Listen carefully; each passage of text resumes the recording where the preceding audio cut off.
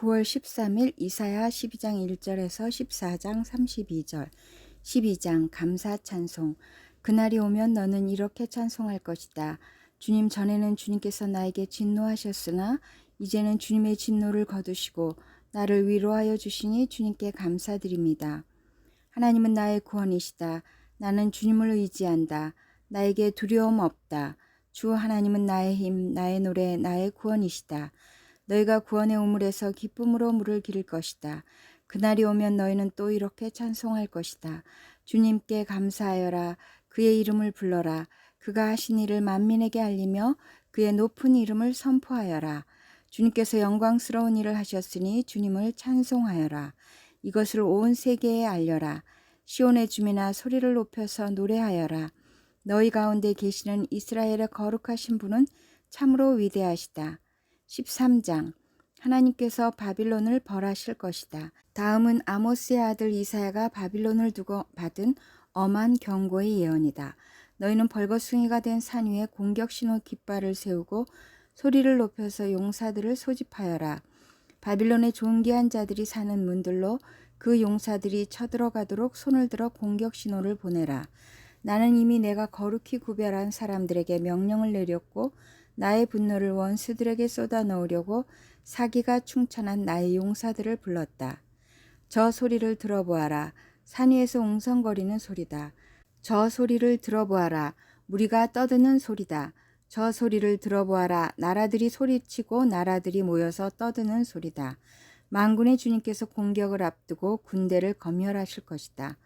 주님의 군대가 먼 나라에서 온다. 하늘 끝 저 너머에서 온다. 그들이 주님과 함께 그 진노의 무기로 온 땅을 멸하려 온다. 슬피 울어라. 주님께서 오실 날이 가깝다. 전능하신 분께서 오시는 날, 파멸의 날이 곧 이른다. 날이 가까이 올수록 사람들의 손이 축 늘어지고 간담이 녹을 것이다. 그들이 공포에 사로잡히고 괴로워하고 아파하는 것이 해산하는 여인이 몸부림치듯 할 것이다. 그들은 놀라 서로 쳐다보며 공포에 질릴 것이다. 주님의 날이 온다. 무자비한 날, 진노와 맹렬한 분노의 날, 땅을 황폐하게 하고 그 땅에서 죄인들을 멸절시키는 주님의 날이 온다. 하늘의 별들과 그 성자들이 빛을 내지 못하며 해가 떠도 어둡고 달 또한 그 빛을 비치지 못할 것이다. 내가 세상의 악과 흉악한 자들의 악행을 벌하겠다. 교만한 자들의 오만을 꺾어놓고 포악한 자들의 거만을 낮추어 놓겠다. 내가 사람들의 수를 순금보다 희귀하게 만들고 오빌의 금보다도 드물게 만들겠다. 하늘이 진동하고 땅이 흔들리게 하겠다. 만군의 주님께서 진노하시는 날에, 그 분노가 맹렬히 불타는 날에 이 일이 이루어질 것이다. 바빌론에 사는 외국 사람들은 마치 쫓기는 노루와 같이, 모으는 이 없는 양떼와 같이 각기 제 민족에게로 돌아가고 제 나라로 도망칠 것이다. 그러나 눈에 띄는 자마다 모두 창에 찔리고 잡히는 자마다 모두 칼에 쓰러질 것이다.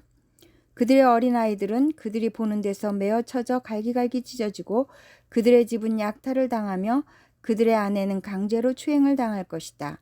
내가 메대 사람들을 불러다가 바빌론을 공격하게 하겠다. 메대 군인들은 은 따위에는 관심도 없고 금 같은 것도 좋아하지 않는다. 그들은 활로 젊은이들을 쏘아 갈기갈기 찢어 죽이며 갓난아기를 가엾게 여기지 않고 아이들을 불쌍히 여기지 않는다. 나라들 가운데서 가장 찬란한 바빌론, 바빌로니아 사람의 영예요 자랑거리인 바빌론은 하나님께서 멸망시키실 때에 마치 소돔과 고모라처럼 될 것이다. 그곳에는 영원토록 사람이 살지 못하며 오고 오는 세대에도 사는 사람이 없을 것이다. 떠돌아다니는 아랍 사람도 거기에는 장막을 치지 않으며 목자들도 거기에서는 양떼에게 풀을 뜯기지 않을 것이다. 거기에는 다만 들짐승들이나 뒹굴며 사람이 살던 집에는 부르짖는 짐승들이 가득하며 타조들이 거기에 깃들이며 사냥들이 그 폐허에서 뛰어놀 것이다. 화려하던 궁전에서는 승냥이가 울부짖고 화려하던 신전에서는 늑대가 울 것이다. 포로에서 돌아오다. 그때가 다가오고 있다. 그날은 절대로 연기되지 않는다. 14장. 주님께서 야곱을 불쌍하게 여기셔서 이스라엘을 다시 한번 선택하시고 그들을 고향 땅에서 살게 하실 것이다.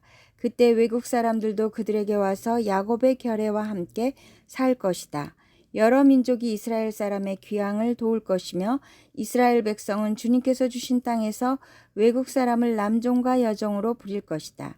이스라엘은 자기들을 사로잡았던 자들을 사로잡고 자기들을 억누르던 자들을 다스릴 것이다. 지하로 내려간 바빌론 왕. 주님께서 너희에게서 고통과 불안을 없애주시고 강제 노동에서 벗어나서 안식하게 하실 때 너희는 바빌론 왕을 조롱하는 이런 노래를 부를 것이다. 웬일이냐, 폭군이 꼬꾸라지다니, 그의 분노가 그치다니. 주님께서 악한 통치자의 권세를 꺾으셨구나. 악한 통치자의 지팡이를 꺾으셨구나. 화를 내며 백성들을 억누르고 또 억눌러 억압을 그칠 줄 모르더니 정복한 민족들을 억압해도 막을 사람이 없더니 마침내 온 세상이 안식과 평화를 누리게 되었구나. 모두들 기뻐하며 노래 부른다. 향나무와 레바논의 백향목도 내가 망한 것을 보고 이르기를 내가 엎어졌으니 이제는 우리를 배로 올라올 자가 없겠구나 하며 기뻐한다. 땅 밑의 수월이 내가 오는 것을 반겨 맞으려고 들떠있고 죽어서 거기에 잠든 세상 모든 통치자의 망령을 깨우며 한때 세상을 주름잡던 그 왕들을 깨운다. 그 망령들이 너에게 한마디씩 할 것이다. 너도 별 수 없이 우리처럼 무력해졌구나. 우리와 똑같은 신세가 되었구나. 너의 영화가 너의 검은 고소리와 함께 수월로 떨어졌으니 구더기를 요로 깔고 지렁이를 이불로 덮고 있구나. 웬일이냐, 너 아침의 아들 새벽별아. 네가 하늘에서 떨어지다니. 민족들을 짓밟아 맥도 못 추게 하던 내가 통나무처럼 찍혀서 땅바닥에 나뒹굴다니. 내가 평소에 늘 장담하더니 내가 가장 높은 하늘로 올라가겠다. 하나님의 별들보다 더 높은 곳에 나의 보좌를 두고 저 멀리 북쪽 끝에 있는 산 위에 신들이 모여 있는 그 산 위에 자리 잡고 앉겠다. 내가 저 구름 위에 올라가서 가장 높으신 분과 같아지겠다 하더니 그렇게 말하던 네가 스올로 땅 밑 구덩이에서도 맨 밑바닥으로 떨어졌구나. 너를 보는 사람마다 한때 왕노릇하던 너를 두고 생각에 잠길 것이다. 이자가 바로 세상을 뒤흔들고 여러 나라들을 떨게 하며 땅을 황폐하게 만들며 성읍을 파괴하며 사로잡힌 사람들을 제 나라로 돌려보내지 않던 그 자인가 할 것이다. 다른 나라의 왕들은 모두 화려한 무덤에 누워 있는데 너는 무덤도 없이 오물처럼 버려져 칼에 찔려 죽은 군인들의 시체 더미 밑에 깔려 있다가 지하 세계의 밑바닥으로 내려갈 것이다. 너의 시체를 사람들이 짓밟을 것이다. 네가 너의 나라를 황폐하게 하고 너의 백성을 죽였으니 너는 왕들과 함께 묻히지 못할 것이다. 너의 자손도 이 세상에서 살아남지 못할 것이다. 사람들아, 조상들의 죄를 물어야 하니 그 자손을 학살할 준비를 하여라. 그들이 일어나 땅을 차지하지 못하도록 막아라. 그들이 이 땅 위에 성읍의 기초를 놓지 못하도록 막아라. 하나님께서 바빌론을 멸하실 것이다. 만군의 주님께서 말씀하신다. 내가 일어나 바빌론을 치겠다. 내가 바빌론을 멸하겠다. 그 명성도 없애고 살아남아서 바빌론의 이름을 이어갈 자도 하나도 남기지 않고 멸종시키겠다. 주님께서 하신 말씀이다.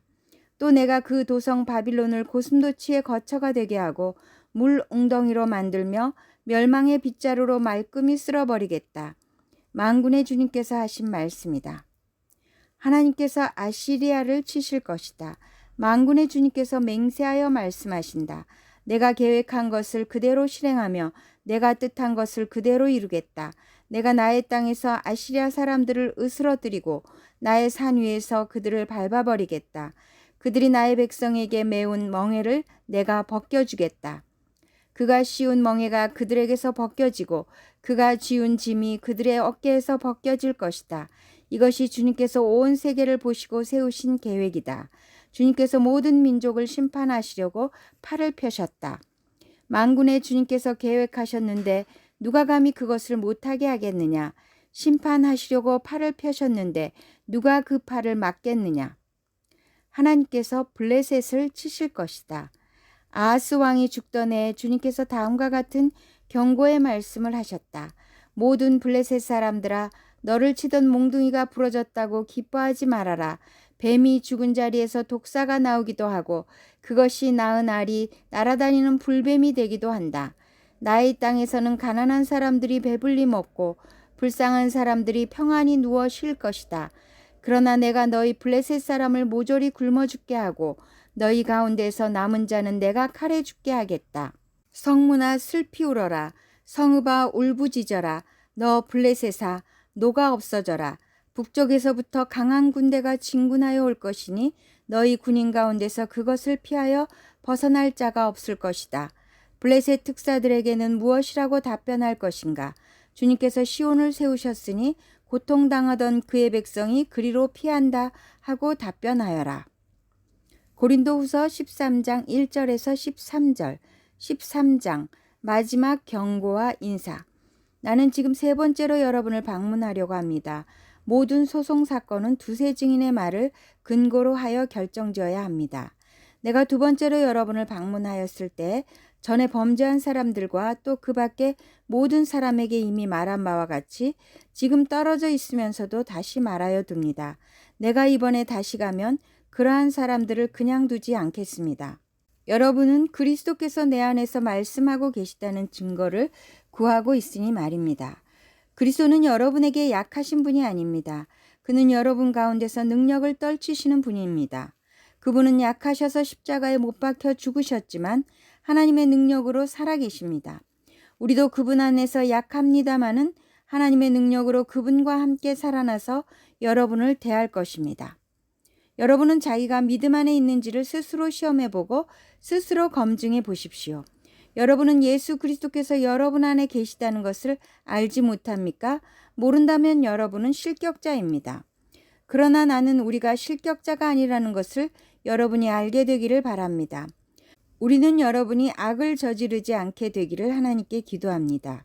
그것은 우리가 합격자임을 드러내려는 것이 아니라 우리는 실격자인 것처럼 보일지라도 여러분만은 옳은 일을 하게 하려고 하는 것입니다.